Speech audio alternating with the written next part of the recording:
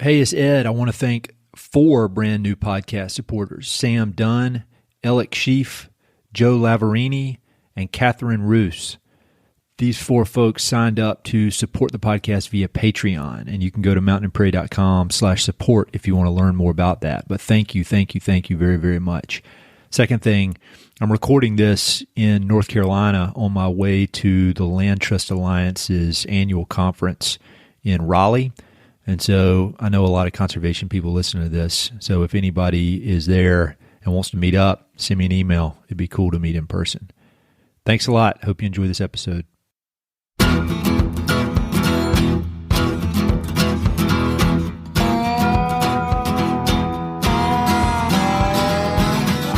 Hey, this is Ed Robertson, and this is the Mountain and Prairie podcast, where I introduce you to some of the innovative individuals who are shaping the future of the American West. I meet most of these people through my work in land conservation or through my hobbies and interests that revolve around spending time up high in the mountains. My guests include ranchers, writers, entrepreneurs, conservationists, athletes, artists, adventurers, pretty much anyone who's doing important work, has an interesting story, and loves the American West. My guest today is Becca Aceto. Becca is an Idaho-based conservationist and is currently the Communications and Outreach Coordinator for the Idaho Wildlife Federation.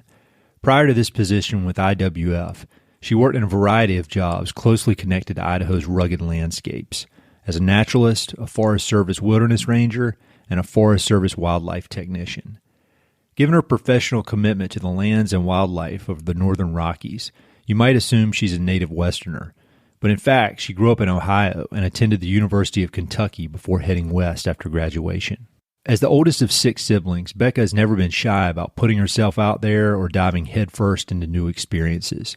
She studied various types of conservation in far-flung places like Thailand and Costa Rica, and she moved to the small town of Stanley, Idaho without knowing a soul who lived there. Most recently, in 2017, she took up hunting and has fallen in love with the sport, becoming the Idaho ambassador for the sportswomen's group Artemis. Becca's willingness to step outside her comfort zone, both professionally and personally, can serve as a blueprint for many non-Western young people who want to build a fulfilling life and career for themselves in the Rocky Mountains. Becca and I caught up between a few of her fall hunts and had a wonderful conversation, discussing everything from her early days in Ohio to her current life and work in Idaho. We started by talking about her upbringing, her childhood spent fishing in a small neighborhood creek, her love of horses, and the positive influence of her grandmother, who also happens to be a Buddhist and a vegetarian. We talked about her time working as a ranger and some of the lessons she learned by suffering in the backcountry. We talked a lot about her relatively recent journey becoming a hunter and some of the challenges and opportunities that come with learning to hunt as an adult. We also talk about the important conservation work of the Idaho Wildlife Federation in politics, on-the-ground land stewardship, and public lands advocacy. And as usual, we discuss lots of books and the best advice she's ever received. We cover a lot in a little over an hour, and I jump around with my questions even more than usual, so be sure to check out the episode notes for a full list of everything we discuss. Hope you enjoy. You and I are similar in that we both live in the West, and we both love the West, and our work revolves around land in the West, but neither of us are from the West, and we both ended up out here. So maybe we just start with where you're from and where you grew up. Where did you grow up? So I grew up in suburban Ohio. I was born in upstate New York. Okay. But and that's where both of my parents are from. But we moved to Ohio when I was pretty young, so that's really all I remember. And I'm the oldest of 6. Oh, wow. So yeah, there was always a little bit of commotion going on around the house when I was growing up. A little bit or a lot of commotion. Yeah. And so yeah, I grew up in Ohio, and both my parents put just a whole lot of value on being outside. So even though we were in the suburbs, you know, we had a park down the street with a creek running through it. So that's where I spent the majority of my time growing up. Yeah, that's cool. That's kind of how I was with the neighborhood creek. Just like I think I spent all of middle school in the neighborhood creek. Oh, yeah, like feet wet, hands muddy. And you know what's amazing is looking back, that park couldn't have been more than 1 or 2 acres big. Mm-hmm. You know, it's just a little blip on the map. And now, you know, I have all this public land in Idaho that I play and live my life on. But that's where a lot of my childhood was shaped, in that tiny little park, in that little creek with, like trash dotting the banks. And there may have been a bit of an oil sheen on the top of the water. But as a kid, that's just heaven down there. Yeah, definitely. I know that feeling. I mean, I drove over the little ditch where I used to play in my neighborhood, and that was just the source of all adventure when I was a kid. And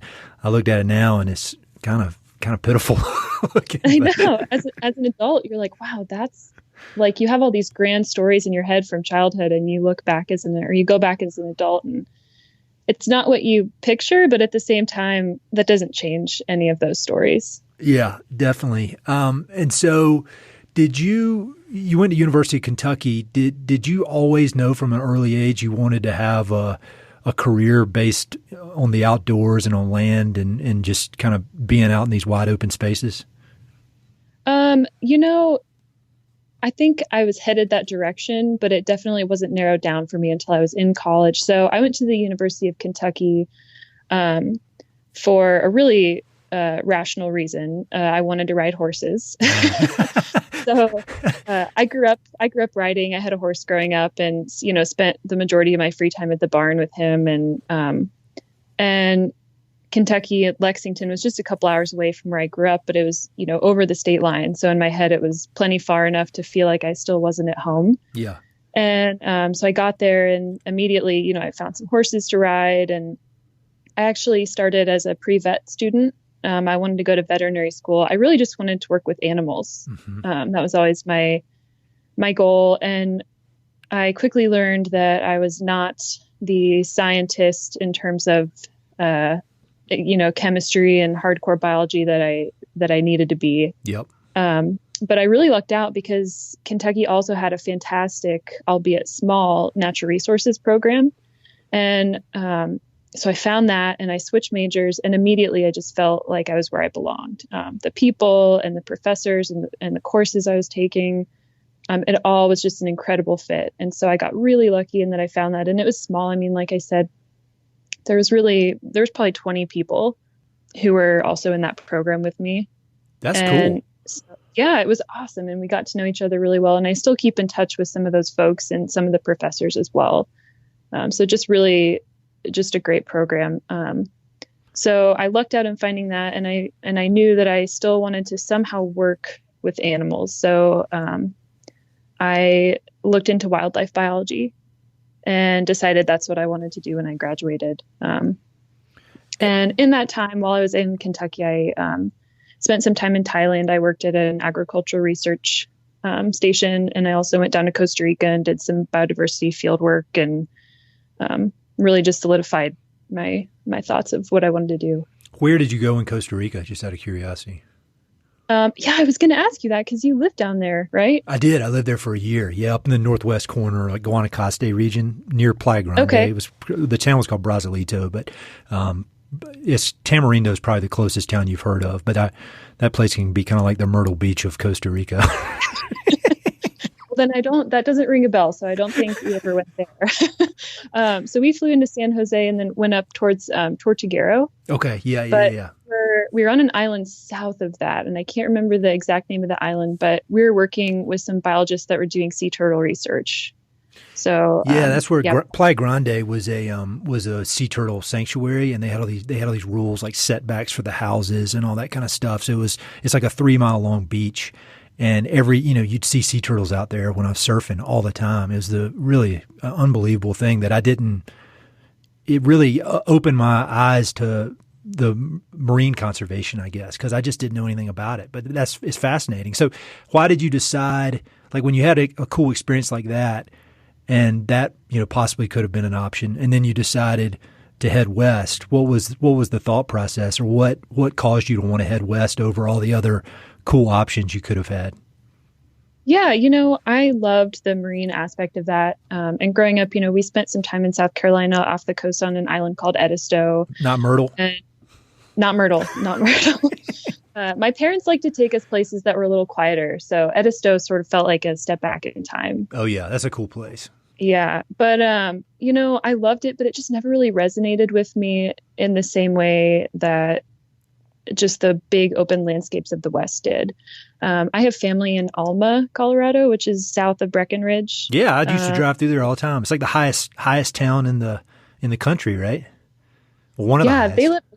They live over 10,000 feet. And I specifically remember every time we'd go and visit, it was incredible, but I'd always get altitude sickness. Yeah, it's high. Yeah, but it's beautiful. And so I grew up going there and spending time with them. And I knew I wanted to move west. And that was really my only connection. And so I looked at jobs in Colorado. As soon as I graduated college, I moved west. But before that, I was sort of figuring out where I wanted to go. And to be honest, I completely glanced over Idaho. It just wasn't on my radar. But I ended up applying to one job there.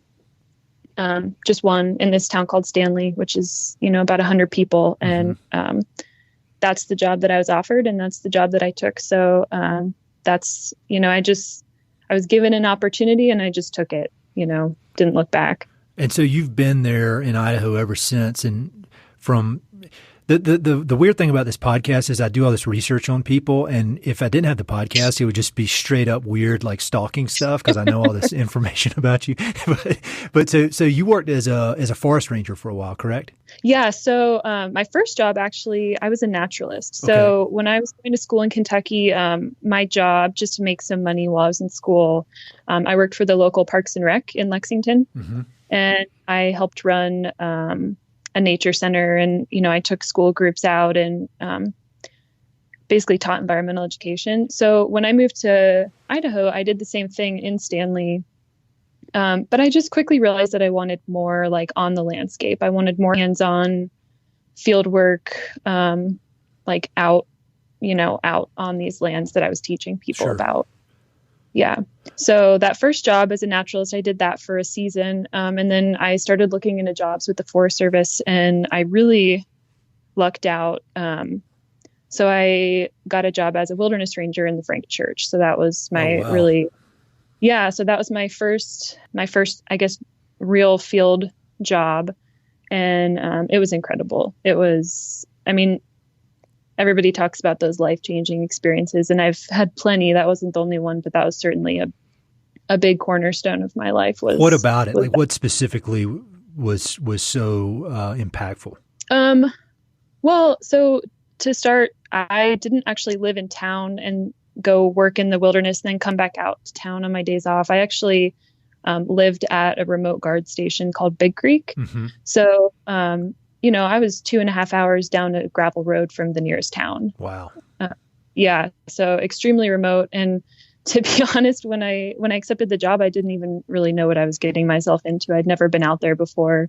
I just knew it sounded amazing. And sort of like that first job that I took that actually brought me to Idaho, I sort of just jumped at the opportunity and didn't look back, which can sometimes be, you don't know what you're getting yourself into, but it's always worked out for me thus far in life. Yeah. And even if it doesn't, like when you're a few years away from it, it's a good experience. I do the same thing. I probably could think things out a little better, but you just got to go. You got to do stuff, but see that reminds me, and I'll back up a little bit. It took me until I was probably your age. How old are you right now, if you don't mind me asking? I'm 28. So I was 27 when I moved to Jackson Hole, and it finally to sell ranches. And it took me that long to like build up the guts and to break the status quo of all my friends that were in finance or commercial real estate or whatever they're doing, wearing a suit, taking myself very seriously. And then finally, at age 27, I was like, all right, I'm moving out west. I didn't really think it out. But I got a cool job and everything. But what do you think, like, what do you credit with giving you the guts to strike out on your own, go somewhere you've never been at age, 22, 23? Where, is that your parents? Is it your friends? Is it books you read? Where does that come from? I'm jealous of it. I've always had a little bit of tenacity that just made me jump at these things. And, my parents definitely growing up, my dad travels a lot for his job. He's been all over the world and really instilled that just desire to see different places and meet different people and just get to know the world, because there's so much out there that's that just adds so much value to your life. The more you experience and the more people you meet. So, I knew that graduating college, I wouldn't stay where I was just for that simple fact. And, I can't choose where I was born, or grow up, but I always felt like I belonged out west. So I knew as soon as I had the opportunity, I would take it. But yeah, growing up the oldest, I sort of paved the way for the rest of the kids beneath me. And my parents really never told me I couldn't do anything. Right. Mm-hmm. They gave me a lot of confidence in my ability to navigate my own life. And that definitely helped as I was sort of setting out on my own for the first time. And I had, whatever option presented itself to me, I could take. And so they definitely instilled that in me. And, I have friends that certainly, have been supportive, but they've also been like, that's a little crazy. I don't think I would do that, but good for you. Yeah, that was what I got when I just announced I was leaving, moving out west. I was, 27, and people were like, "What, are you going to find yourself at age 27?" But, I mean, I don't know. It's tough breaking the status quo. And one of your Instagram posts, which are so well written, by the way, you don't need me to tell you that, but there's so much substance in there. But you mentioned your Buddhist vegan grandmother. Is that correct? Yeah. So my grandmother, who I actually just spoke with the other day on the phone, she's vegetarian, not vegan. But, okay, got it. Is she an influence on you? I mean, because somebody of a grandmother's age being a vegetarian and a Buddhist, I mean, that's not, you don't hear about that every day in the United States. So how has she been a big influence on you? Yes. My grandmother is an incredible woman. So my grandparents got divorced when my dad was young, and she raised 3 boys. And having 3 brothers, I know that can't be easy. They're wild animals. I know. Don't send this to child services, but I think my dad has stories when he was growing up of like spending some time in dog cages, because she's like, I just can't handle you right now. I need some peace and quiet. But when my dad was a kid, they lived in Bangladesh for a little while. So she was raising, 3 young boys over there, and then came back, and she still lives in upstate New York. But she's just a tough woman, but also like so compassionate and kind. And she was a librarian for a long time. So she's just always instilled this desire to keep learning throughout your whole life. Mm-hmm. And so she's Buddhist, and there's a peace pagoda in upstate New York that she spends a lot of time at. And she has some friends from there who would come visit her. So she recently moved from a small cabin on a couple acres to a city, which is a new adventure for her. But she has some friends that come visit her, and I don't want to get this wrong, but they'll, I think, some sort of instrument. I think it's a drum, and I think they have the special name for it, but they came to this apartment complex where she lives and brought their drums. And every time they come and leave, they do this little ceremonial playing of the drums. And my grandma said the other people that live there were just in shock. Like, who is this old woman who just moved here, who's bringing monks to this apartment building? Like, she brings adventure wherever she goes. So that's certainly been a big influence in my life. That is really, really cool. That's how, whenever I'm an old man and I have grandchildren, I want to have that kind of impact. I want them to think about me in the way you described your grandmother. I mean, it's so cool because it's so out of the ordinary for somebody of that generation. And I really do think that stuff is in your DNA, the ability to do things outside the box. Because, a lot of times when you meet interesting people, they come from a long line of interesting people. So that's really cool. One more question, kind of jumping around, but about your time working as a forest ranger. So were you like in close quarters with teammates, or were you solo, or was it kind of a combo of both? How did that work? And if you were with people, like, can you talk about some of the lessons you learned just by being part of a team like that? Yeah. So I lived at this guard station called Big Creek, and it was myself, my coworker, who was also a wilderness ranger. Her name was Jen. And then her boyfriend, Robin, he was the packer. So it was just 3 of us out there. And we had 18 head of stock. So we all took turns taking care of those as well. And my so that guard station itself wasn't actually in the wilderness. It's just where we lived, and we would go from there into the Frank, and spend anywhere from 1 to 10 days out there working. And so some of those trips, it was Jen and I. Other trips, it was we'd have interns come in from nonprofits from both Idaho and Montana that would go out there with us, and then other times it was alone.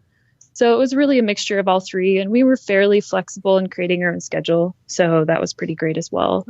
We could, sort of take things as they came. But yeah, I was out there with other people, and oh my gosh, there's plenty of lessons to be had. Places like that, they put you in uncomfortable situations, which is wonderful. I think more people need to feel discomfort on a fairly regular basis. It's such a great thing that makes you appreciate so many other aspects of your life. But, we were doing this route from the station. We were doing this big loop, and then we were getting picked up on sort of the other side of the wilderness. And on day, I think 2 of 7, I lost my gloves. Oh, wow. And so, you're using a Pulaski, you're picking up rocks, you're doing all this stuff. So I'd lost my gloves, and then we were at this peak that was at about 7,000 feet, and we had to drop down to this river that was, below 2,000 feet. So dropping a lot of elevation, and there was just one water source on that drop of elevation. And we ended up camping there for a couple days, and this windstorm came through, and it was an area that had burned a couple of years ago. So the whole evening we were just hearing trees falling. And we were in this tent, and my coworker Jen and I were sharing a tent, and we were just sitting there talking to each other, trying to talk through the night. So we just didn't focus on all the trees falling around us, because there's really nowhere else we could have gone. And finally, sort of the wind calmed down, and things got a lot easier for both of us. But it's just a really harrowing situation, and you just work yourself through it. You can't panic because there's nothing you can do about it. Yep. It's your current location and situation, and it's what you've got to work with. So you just have to get through it. And we did, but there's certainly situations that didn't end as well as ours did, but just learning how to get through things like that with other people is really valuable.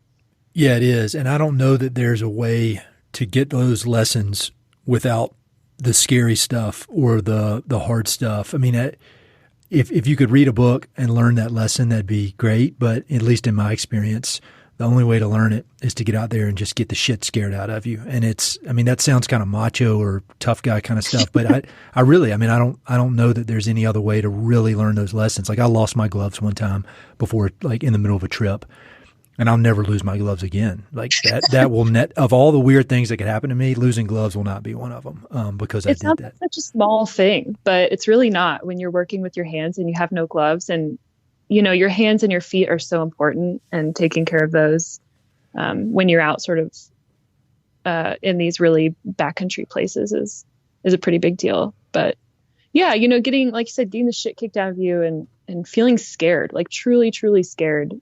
How many people experience that anymore and like know what that is? And I think that's such a great thing to know. It is. And I think we're built as a species. I mean, we're built for it, and we can handle it. Because you think about how hard we had it just 15,000 years ago coming across the Bering Strait. I mean, we're built to be tough. And I feel like when we're not being tough, or we're not stressing ourselves or pushing ourselves physically, it's like we're not doing what we're built to do. And I think you lose something there. And again, I'm not trying to sound like a tough guy, but I really think you're not using the machine that is the human being to its fullest potential unless you're really kind of pushing yourself beyond your limits. I mean, does that sound crazy? No. From one person that enjoys getting the shit kicked out of them to another, I think I don't think that's crazy at all. Good. Well, at least maybe we are crazy, but we're on the same page. So that's good.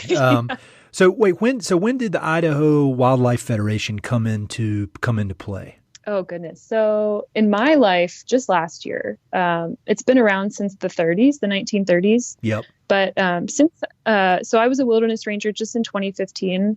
And then a field biologist job opened up on the Sawtooth National Forest, sort of where I considered like, quote unquote, my home in Idaho. So I jumped at that opportunity and moved back to Stanley and spent the next 3 years there. Okay. So there was a 3-year period between being in the Frank Church and starting with the Wildlife Federation, where I was in Stanley working as a field biologist and doing sort of different types of work on a different national forest. But yeah, last July is when I started with the Wildlife Federation. So I've been with them since then. Yeah. Can you talk a little bit just about the organization, what you guys do, and then about your role in the organization? Yeah. So we work on statewide wildlife and habitat conservation issues across the state. And we also work on a lot of hunting, angling, anything that pertains to, the hunting, angling community within Idaho as well. So yeah, it's a nonprofit that's been around since the 1930s. It was sort of, it was in that time when there was a lot of decline in wildlife across the Western US just due to exploitation. Uh-huh. And so some people in Idaho saw that and they started this group. And a year after is when the Idaho's Fish and Game Commission came into existence, which sort of is the governing arm of the state wildlife agency. So it's got a pretty rich history since then, and it's sort of going through changes. My boss came on as the executive director in 2016. Okay. And since then, the organization is really, it's really hit the ground running. And there's a lot going on in Idaho. We stay busy, which is both good and bad. It means there's a lot of work to be done in the state. So we work on things, we work on the ground projects with agencies and other conservation partners. I've been doing some cool work. Have you heard of beaver dam analogs? I don't think I have. No. So they're this thing that's, it's gaining traction in Idaho. So people will go in, and I've mostly been doing them on private land. So we're working with private landowners to get these done. But you're putting in these structures in creeks, and they mimic beaver dam. And they sort of slow the water down and encourage beavers to come back and recolonize an area. And it just helps increase water storage in these more arid areas in mostly Southwest Idaho right now. Yep. But they've been really impactful in the areas that they've been put in. And so we're continuing to work on stuff like that.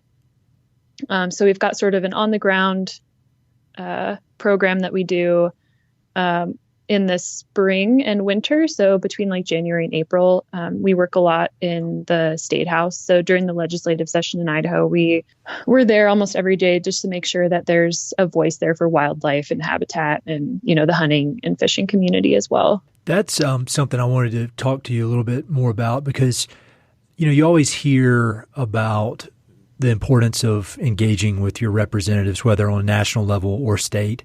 And, I've been involved in land conservation one way or the other for a really long time now.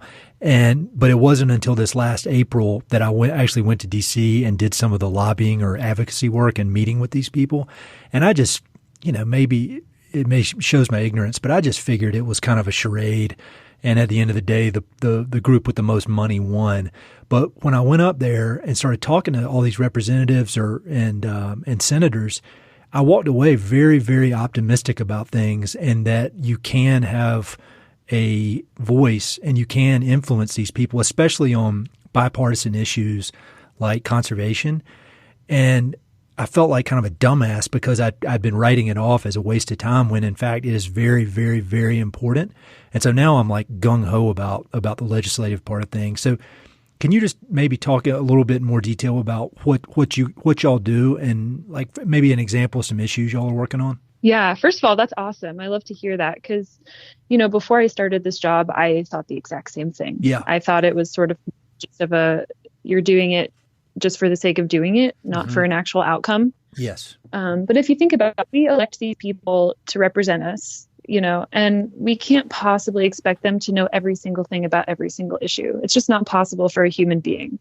So that's where we come in, right? As their constituents, we help educate them, and it's up to them to, form their own opinion, but we can certainly give them the facts and help them get, somewhere with those facts. Generally out west right now, there's a lot of talk about the threats to public lands and the threats of the states trying to buy public lands or of the federal government disposing of lands to the states. And I'm on your email list, which is awesome, by the way. And one of the most recent emails I got, you guys were talking about the new head of the BLM and kind of who he is and his background and as it relates to threats to public lands overall. Can you talk a little bit about that issue and kind of what y'all think about that? Yeah. So William Pendley is the new, he's not actually formally the head of the BLM. So he's, I forget what it's like. He's acting as the head or acting as the director. So he hasn't formally been sworn in.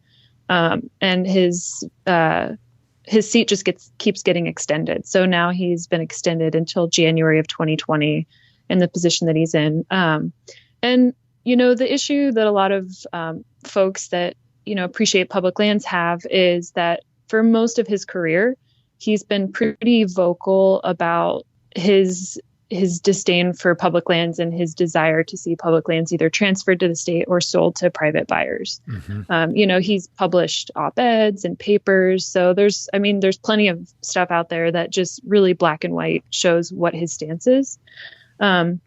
Which, maybe that means he understands the system because he's done a lot of research, but that doesn't mean he's on the right side of the issue. So a lot of groups are pretty upset to see him in such an important position, in Idaho and where you live in Colorado and a lot of these Western states, there's a lot of BLM land.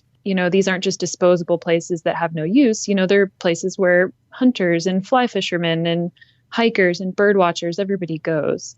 So they're pretty valued places. That whole public lands debate is, I wonder how much people really understand it and understand what's going on there. Because I think if you just talk to somebody, a random person, even outdoors, a person who enjoys hiking or whatever, I don't think they fully understand the threat involved in the federal government selling or transferring these properties to states. Do you? Yeah, I think you're right in your thinking that a lot of people don't maybe fully understand what would happen if that were the case. So in Idaho, for example, the state is mandated by law to use their state lands to generate revenue.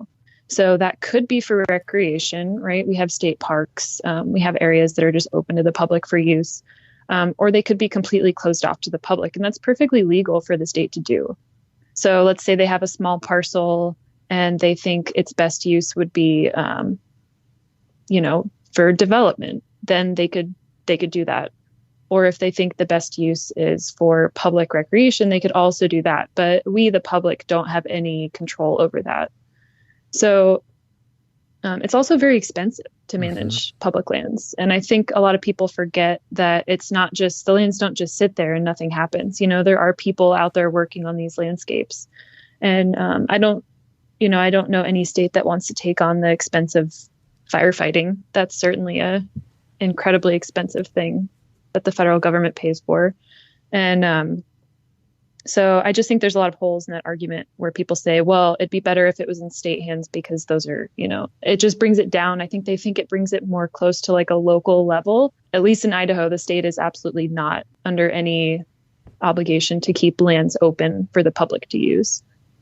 Yeah, that was a great explanation because it took me a while to get my head around that because you have to think 3 or 4 moves out of where this thing's going to lead, not exactly what is happening right now. It's where is this going to be in 20 years from now?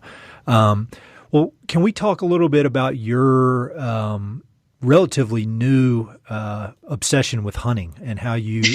I want to hear. How did you grow up hunting at all, or is it pretty brand new for you? I didn't. So I grew up fishing. Okay. In that creek we talked about earlier, the one with the little oil sheen on the top of it. Yeah.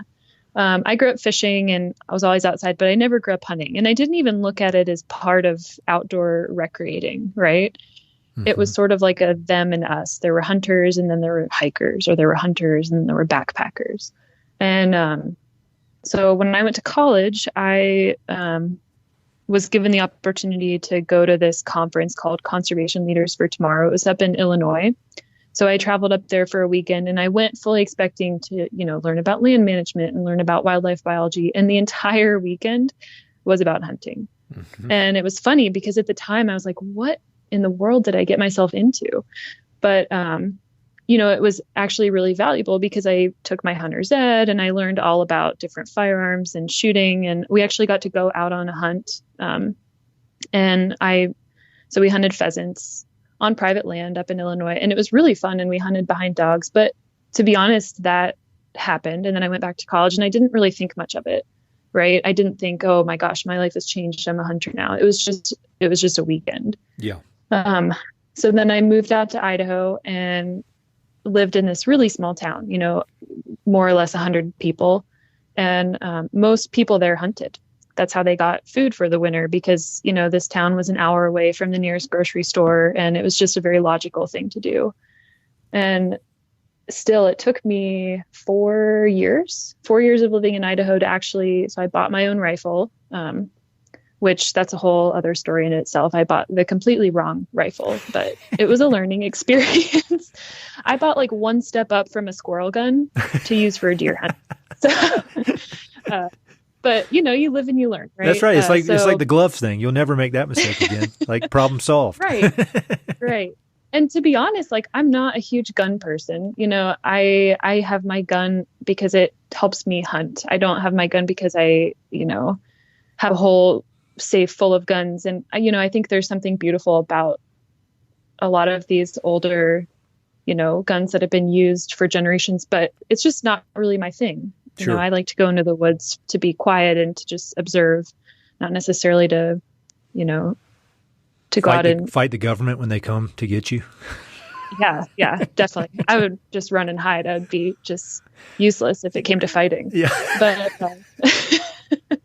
I bought my first hunting license in 2017. Okay. And I just bought a over-the-counter general deer tag. And it's funny because at the time I was working as a field biologist in Stanley, and I was just so confident on the landscape. I knew these creeks and these valleys and these mountains and ridgelines like the back of my hand, but I didn't know how to hunt. Right. And sure. I didn't really have anyone to teach me, to be honest. So I bought this gun. I did have someone take me out and we just shot for a day at some targets. So we sighted in my rifle. And then that was that. They were hunting for themselves and their family, and I was hunting for myself. I mean, that first season was just a spectacular failure in every single sense of the word. And I'm so thankful for that because now I can look back and laugh. Yeah. But at the time I was like, why am I so bad at this? I know where I am. I know this landscape. I thought I knew wildlife, but I didn't have the patience. I didn't have just that general understanding of I guess I didn't have the confidence in my abilities that I thought I did. When you think about that first year, specifically, what did you do wrong that you wouldn't do this year? What were you doing that year that you would, now you look back at and you're like, man, I was a dumbass for doing it that way? Well, I think I made a lot of assumptions. So I, like I said, I shot my gun and I thought I was ready, but I really wasn't. All the preparation that I did the following year when I was much more successful, I didn't do any of that first year because I just assumed that all it took to hunt was just to go out there with a gun and sit, and the animals would come to you, or you'd go out and find them where they were, or, everything would just go right. And I just didn't put in that time. Yep. And so to be honest, I'm glad I didn't have any success that year because I don't think I earned it. I think it was a really great learning experience, but I don't think had I gotten anything, maybe at the time it would have felt good, but I certainly don't think that I would have felt like I earned it. Sure. So I ended up selling that gun and I got a different one. I did a lot of research and it was just a good learning opportunity. I would have never researched guns for any other reason, but I did. I sat down because it was something I needed to learn, and I did all that research and figured that out. And then the following year, I also got lucky in that I made some friends that also hunted. Mm-hmm. So I had a community of people that I could talk with, which I think in anything you do, whether it's hunting or fishing or trail running or climbing, having a community makes something a lot more. It just makes it a lot richer. Yes. Yeah. And so I found, my own little community of people who I felt like I related with. And we went out and scouted together, and we would shoot together. And so last year, 2018, when the season rolled around, I felt confident. And you know it when you feel it. You know, you can say, I feel confident, but there's still doubts in your mind. Or you can say it and you know that you're going out there and you've done everything you can to prepare for whatever it is that you're going out to do. And that's how I felt last year. And so it went much better. And I harvested a few animals and have some wonderful stories to tell. And what's been really incredible was that no one else in my family hunted on either of my parents' side. But now they're all so curious in it. And, you know, my sister wants to come up and hunt, and I'm going to go back east for Thanksgiving this year. So I'm going to bring a cooler full of elk and grouse and all sorts of stuff back for Thanksgiving. So that's really, really rewarding. That's really cool. And that's like the super positive side. And I'm not trying to make everything negative, but have you had any, weird conversations with any of your, like maybe biologist friends or conservation friends, the people that think that maybe hunting and conservation, or hunting and a love of wild places and wild animals, are mutually exclusive? Has there been any friction there? You know, to be honest, I wish I could say yes, because maybe it means I would be reaching more people, because, you know, maybe then I'd finally find someone who was angry and showed it. But no, I've had really, honestly, nothing but pretty good conversations. That's great. With folks. And I think it's because I remember so clearly not being a hunter, right? Uh-huh. Like that's just a couple of years ago in my life. And that was most of my life. And so I come into these conversations with whoever it is, trying to be, I'm not trying to like get my point across. I'm not trying to tell my story, because typically they're the one that has questions, and they're the one that's probably a little more uncomfortable. Yep. And so I try to come into these conversations and just listen and let them talk and watch them sort of work through it. And it's almost always just been nothing but positive. That's great to hear. And it's like we were talking about before we started recording. It doesn't take much to get people fired up these days, and so that's very encouraging to hear. And I think the whole idea of, you know, like the local food movement, or the responsible food movement, I think is very quickly getting its head around hunting as the most responsible way to get meat, and or one of the very, very top. And so I'm very glad to hear that. Can you talk a little bit about Artemis and how your role in that, maybe what the organization is, and then your role in that? Yeah. So Artemis is a fairly new initiative of the National Wildlife Federation. And it was founded by a group of women several years ago who wanted some community or something to sort of help women grow as leaders in conservation in whatever facet they're in, be it, you know, working in nonprofit or advocacy, or as a wildlife biologist, or even just as a hunter themselves in their own personal life. And so it's grown from that a couple of years ago into more of a stable organization. And so I came on with Artemis last year as the Idaho ambassador. And so right now it's just me in the state, but hey, if anyone from Idaho is listening right now and wants to jump on board, they're more than welcome, because it's a big state to do that in. But so as the Idaho ambassador, I do a lot of work just trying to reach out to women across the state to sort of see what they need in their own personal and professional lives to help them reach those goals. That's cool. And it's also an educational opportunity. You know, a lot of women who are curious, or anyone really, anyone who's just curious about hunting or fishing or, you know, working in that field, has reached out. And it's been really great to see people sort of find a community that they feel comfortable in enough to start asking questions and, you know, be vulnerable in to try and grow. That's really cool. And I've been following that organization for a while, and like on social media and website and everything, and it just seems like it's filling this niche that needed to be filled for a long time. Because I mean, I even think about my experience with fishing and hunting and all that kind of stuff. And you know, my dad was not a hunter or fisherman, and so I kind of had to teach myself. And it's harder than, I mean, it's hard to find a crew of people to do that, you know, especially if you're starting later in life, you know, if it's not something you're doing when you're 8 years old.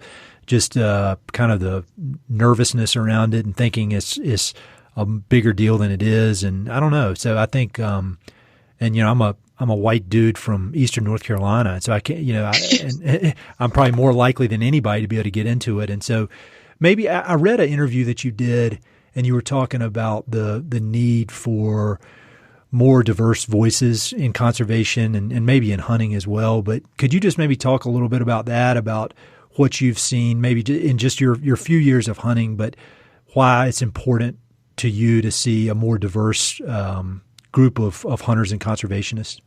Yeah, I mean, I have no problem with, like you just described yourself, right? Like the white male being a voice, but no community should ever just have one voice as, the speaker of the group. And what I found is my own experience within hunting has been made a lot more enjoyable when I've surrounded myself with a lot of different voices. Because, I mean, what fun is life if you're just with this singular crowd with one singular idea and, a singular way of talking about things or doing things or, sharing experiences. I mean, there's nothing wrong with looking at people who are different than you and saying, I appreciate that, but it's not where I feel like I fit. Mm-hmm. So then we should be making opportunities for everybody to feel like they fit somehow if they want to. Yeah, I think that's very well said. I think anybody who doesn't want to explore new ideas, I think it just boils down to fear, being very fearful of any new ideas. Because I'm with you. The more ideas, the better. And if somebody can change my mind, even better. Because that means I was thinking about it incorrectly. Like when I met my wife, she changed my mind on so many things, and I'm so glad she did. Because when I look back on my dumb ass before I met her, like I needed that change.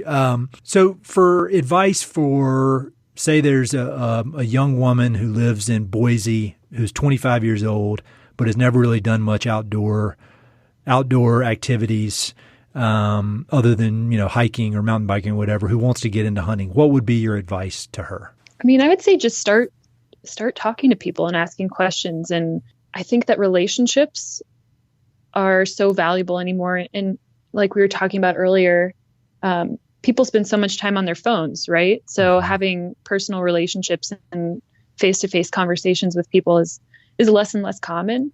But people still put an immense amount of value on it. So the more people you meet and the more people you talk to, just networking within a community that you want to somehow join or learn more about, the more people you meet and the more people you talk to, the more opportunities present themselves to you.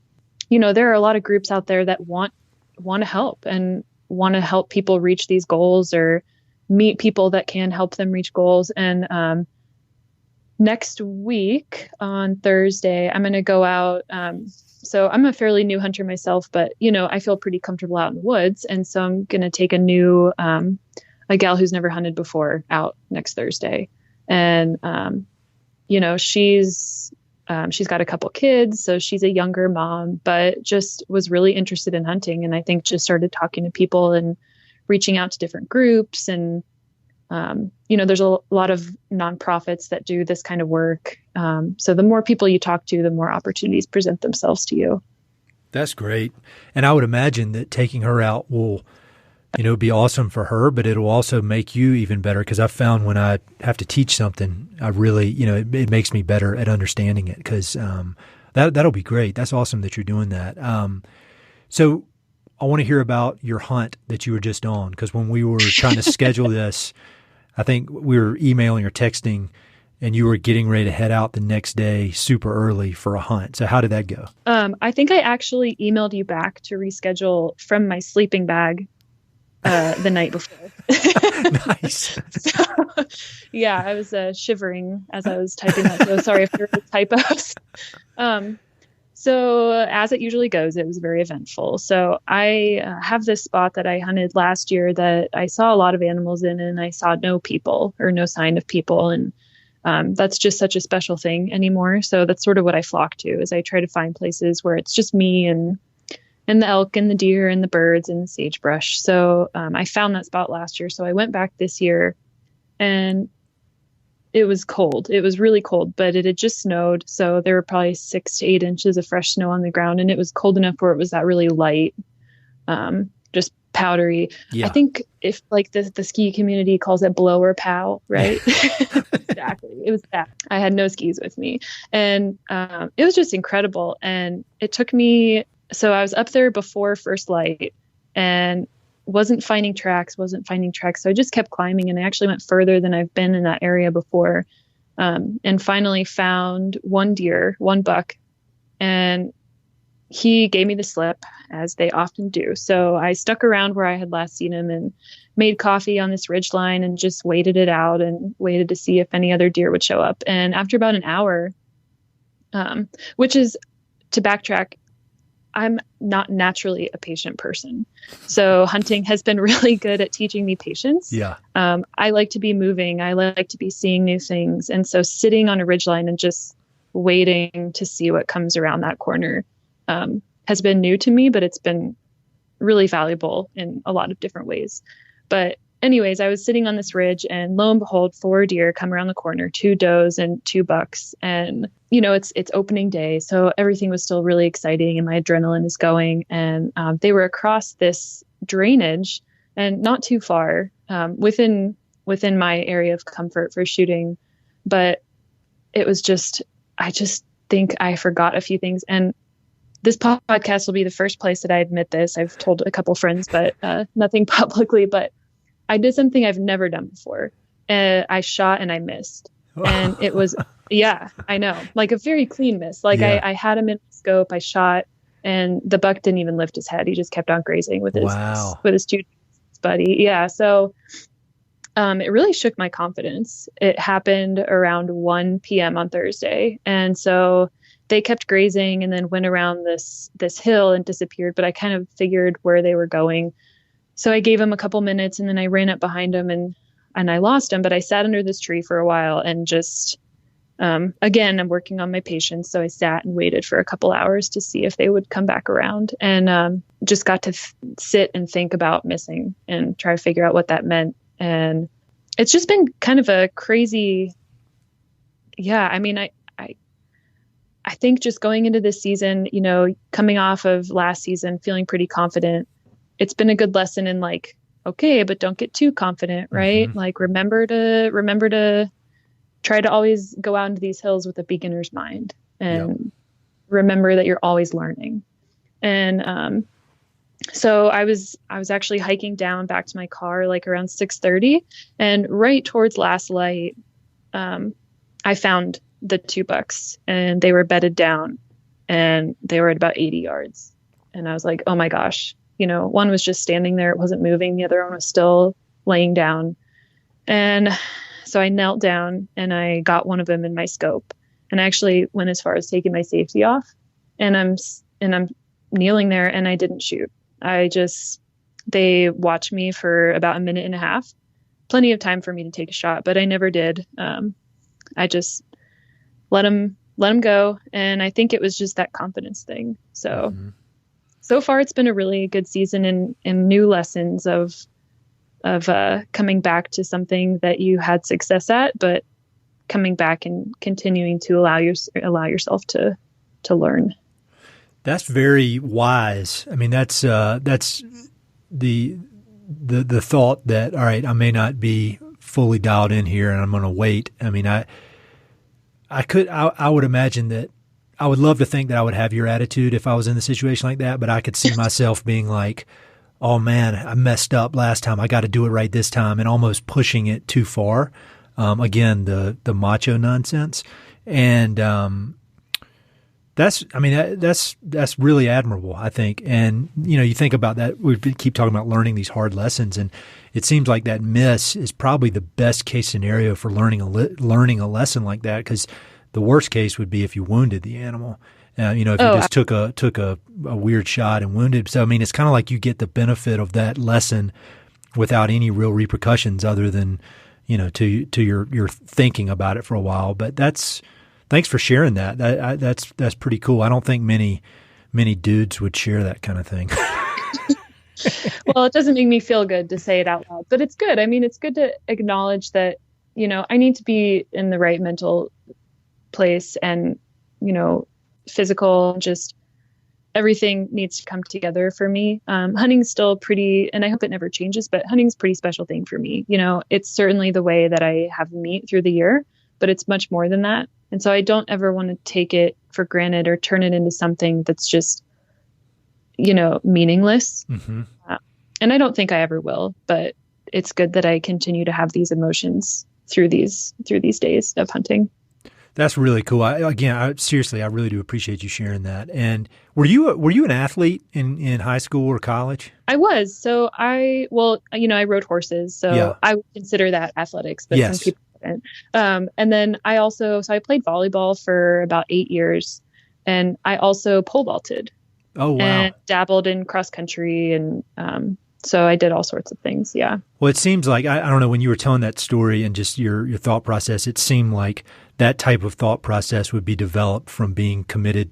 One way it could be developed is from being committed to pretty hardcore athletics. And it seems like you've got a mix of team and individual. So that's kind of stretches both sides of your brain. So do you have any more hunts coming up this fall? Yeah, so it's still deer season for a couple weeks. And then I also have a cow elk tag, which is how I'll hopefully refill my freezer because I'm getting low. I found that I'm really generous with my game meat to the point where I don't have that much left from last year. Yeah. I love sharing it so much that I think I've overshared, but that's okay. If that's the worst thing, then that's really not that bad.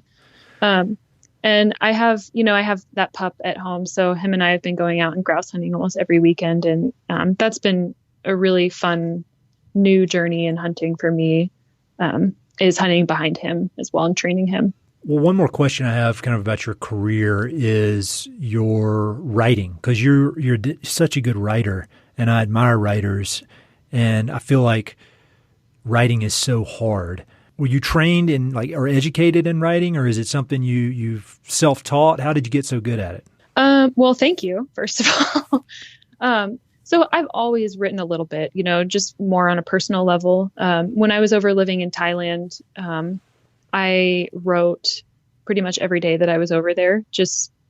There were no really other English speakers at the research station, and we're, an hour from the nearest town. So I had a lot of time to myself to explore and just be in my own head. So I wrote a lot when I was over there, and I've always written a little bit since. And I try not to make it a job. I do write for my work with the Idaho Wildlife Federation, but any personal writing I do, I try not to make it work. I try to just write when something inspires me. Uh-huh. When I have an experience or I see something or I have a thought go through my brain that I want to remember, I try to articulate that through writing in the way that it seems in my own head at the time. And it's fun to just go back and read your words and sort of relive those things that have happened in your life. See, that's where we're different, because when I go back and read stuff I used to write a long time ago, I'm like, oh, God. Either it was terrible writing or I didn't know what I was talking about. I mean, there's definitely that too. Yeah.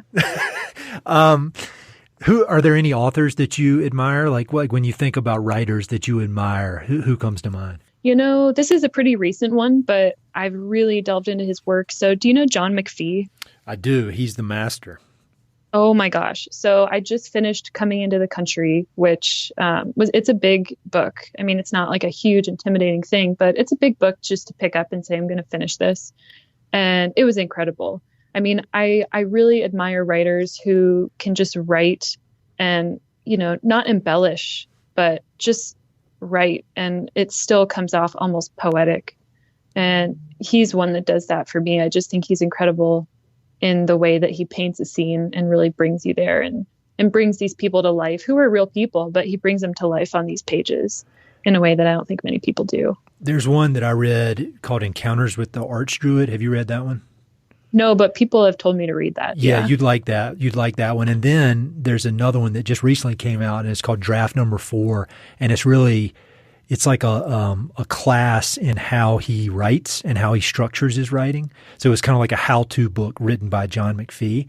And when you read it, there are like graphs in it and charts, and the amount of work that guy puts into the structure of his writing it's unbelievable how much work goes in before he even starts typing or writing.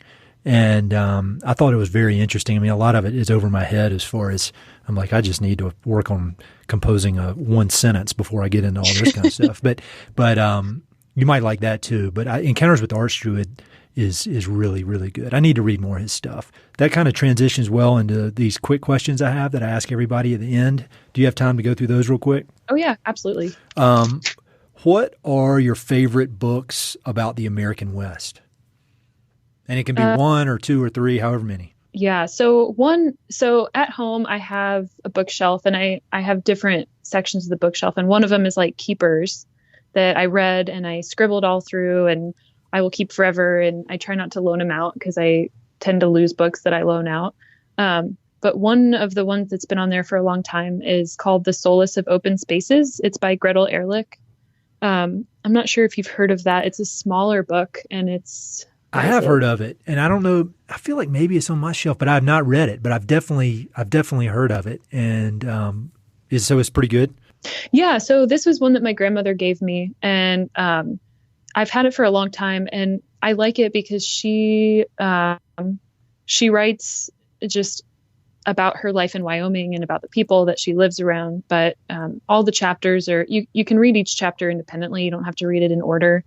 And it's just a really real encounter of what life is like in a lot of these places. I think there's a lot of beauty to painting something in this visually appealing picture, but mm-hmm. I really appreciate when writers just tell it how it is. And that's how she does it. Yeah. I'll add that to my list, and I'll have links to all these things on the webpage so people can check it out.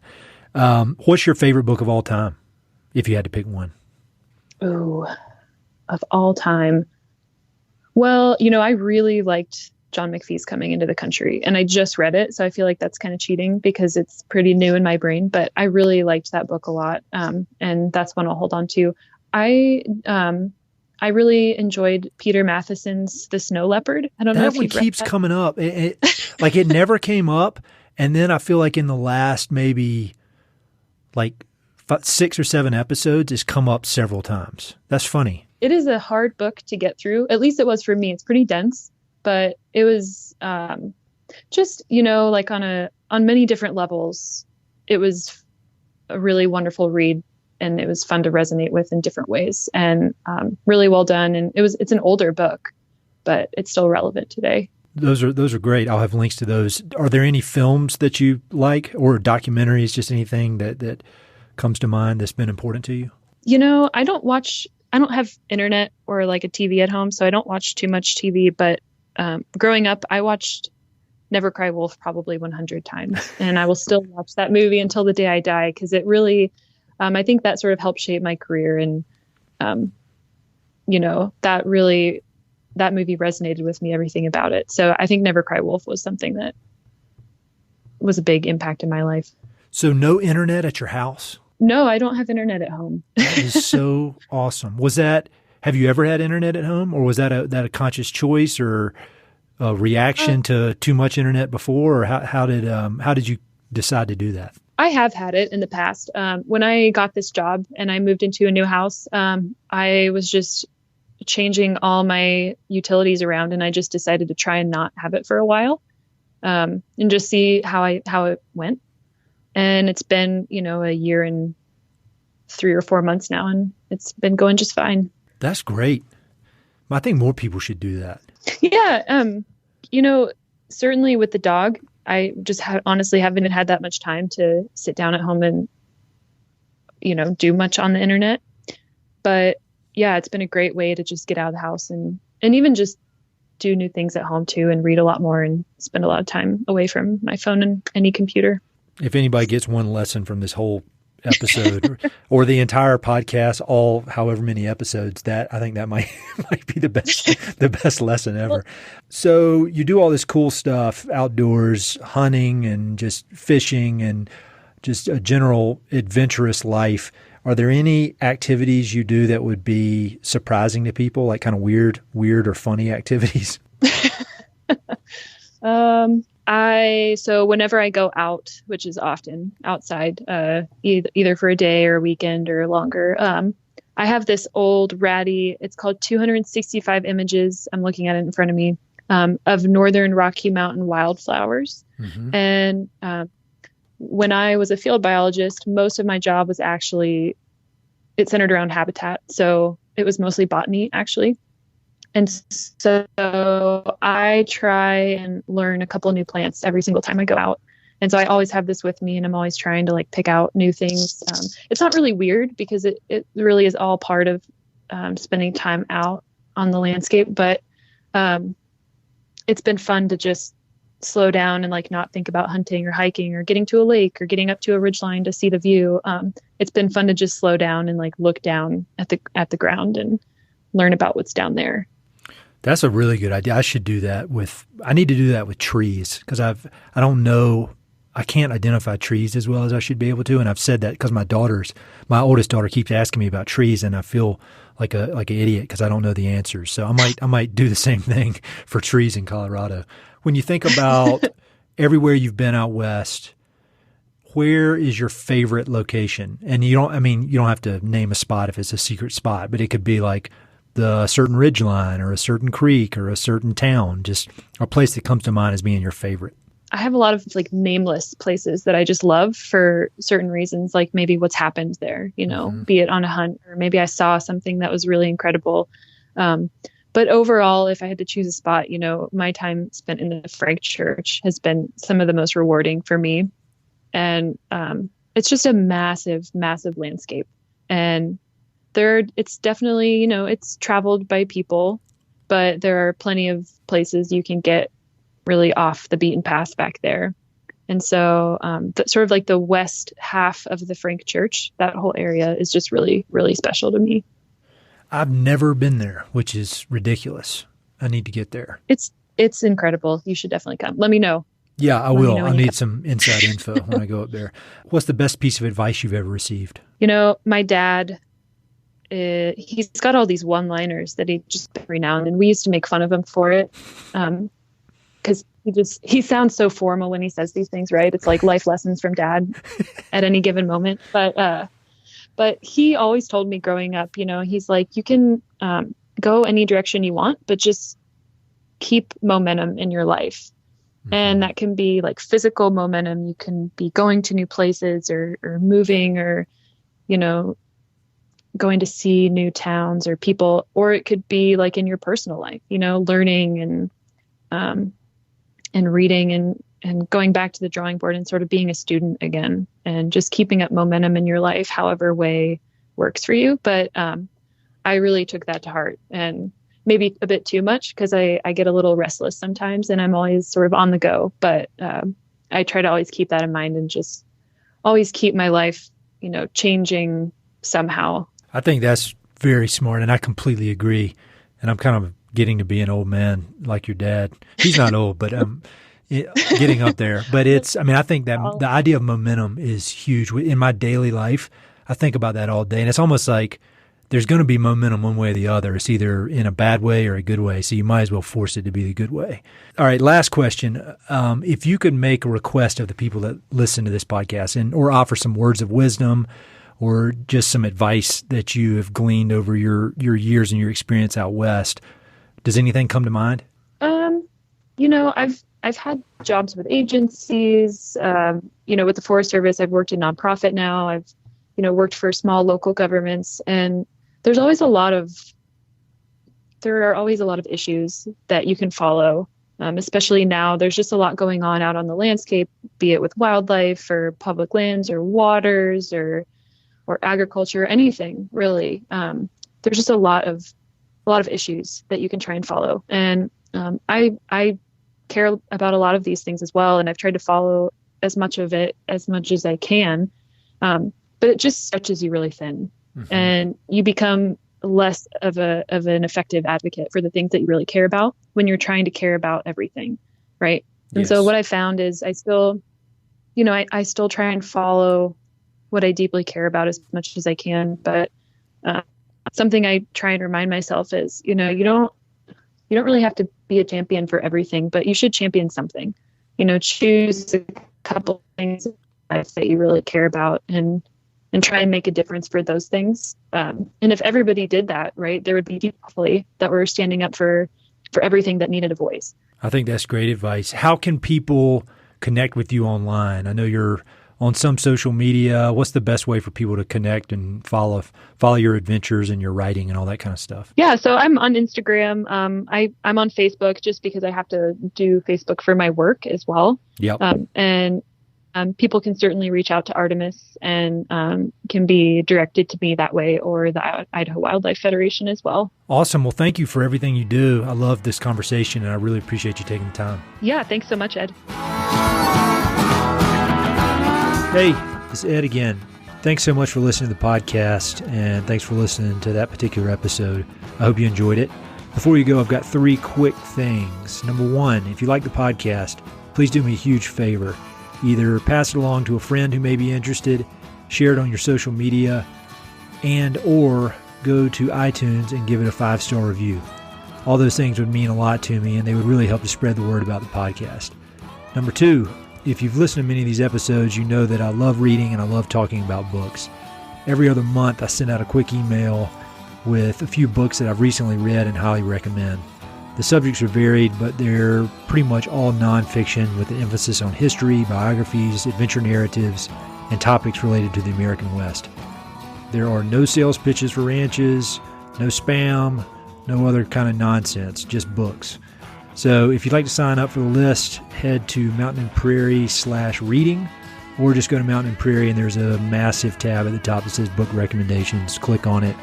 There are a ton of good books that I've read. Some of the old email lists are on there. You can go crazy. There are a lot of books. And finally, if you know anyone I should interview for the podcast, please don't hesitate to reach out and let me know. All my contact info is at mountainandprairie.com, and I'm on all the social media stuff, Facebook, Twitter, Instagram, blah, blah, blah. So feel free to reach out. I'd love to have some recommendations and suggestions of interesting people I should meet. All right, that's it. Thanks for listening. Talk to you soon.